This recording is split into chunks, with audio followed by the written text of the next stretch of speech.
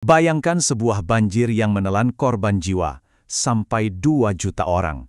Tapi yang paling mengerikan adalah, ini bukan bencana alam, sama sekali bukan. Ini adalah peristiwa yang disengaja.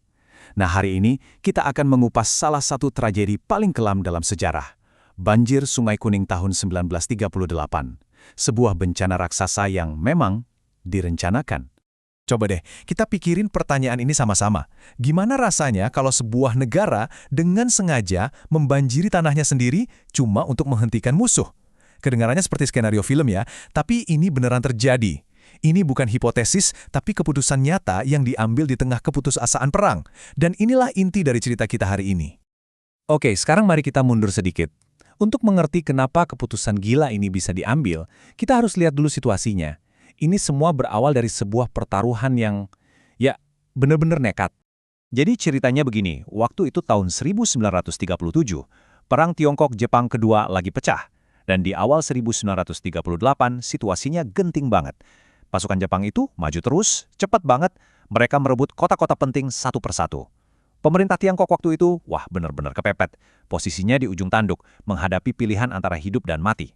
Nah, di situasi kayak gini, pilihannya cuma ada dua. Dan jujur aja, dua-duanya sama-sama buruk. Opsi pertama, ya udah lanjut perang, mundur pelan-pelan, tapi risikonya kalah telak, kehilangan semua wilayah penting. Opsi kedua, melakukan sesuatu yang benar-benar radikal, sebuah strategi ekstrim buat menyelamatkan negara dari kehancuran total. Tapi biayanya tidak ada yang tahu, dan potensinya bisa sangat-sangat besar. Dan akhirnya, sebuah pilihan pun dibuat. Keputusan yang bakal mengubah jalannya sejarah. Mereka memilih opsi kedua. Mari kita lihat gimana caranya mereka melepaskan kekuatan sungai. Betul, di tengah keputusan itu mereka memilih untuk menjadikan alam sebagai senjata mereka sendiri. Sungai Kuning yang sering dijuluki naga kuning dan jadi sumber kehidupan justru bakal diubah jadi senjata pemusnah massal. Konsepnya aja udah ngeri banget kan? Dan yang perlu kita garis bawahi, ini sama sekali bukan kecelakaan. Ini semua direncanakan. Langkah-langkahnya jelas. Pertama, mereka menargetkan tanggul-tanggul vital di Sungai Kuning. Kedua, mereka menjebol tanggul-tanggul itu dengan sengaja. Dan yang ketiga, mereka melepaskan seluruh kekuatan dahsyat sungai itu ke daratan. Nah, setelah keputusan militer itu dieksekusi, apa yang terjadi selanjutnya? Ya, kita sekarang masuk ke bagian paling kelam dari cerita ini. Ini adalah awal mula sebuah bencana besar yang murni buatan tangan manusia. Coba lihat angka ini. 2 juta. Ini bukan sekedar statistik. Ini adalah perkiraan jumlah nyawa manusia yang hilang karena banjir ini. 2 juta. Angka yang bahkan susah buat kita bayangkan kan?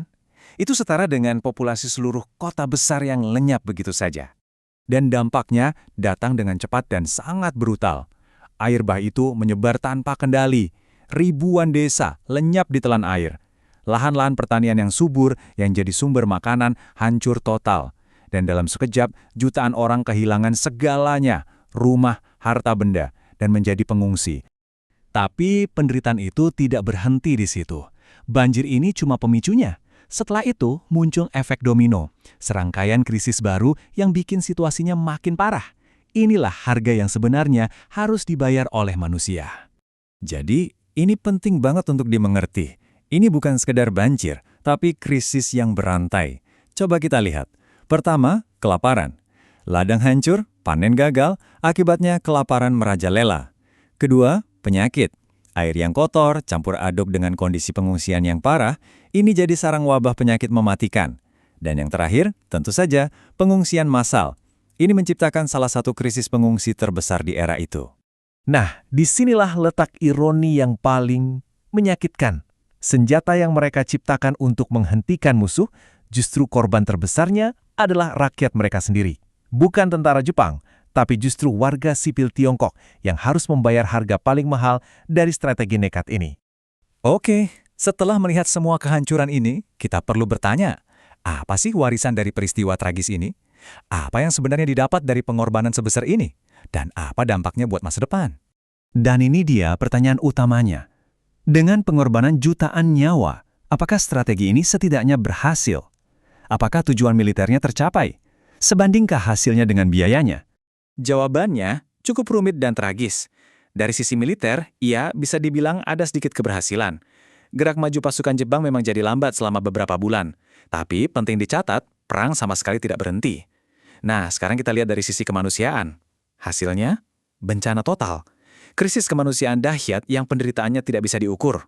Makanya, peristiwa ini jadi contoh paling gamblang dari apa yang disebut bencana buatan manusia.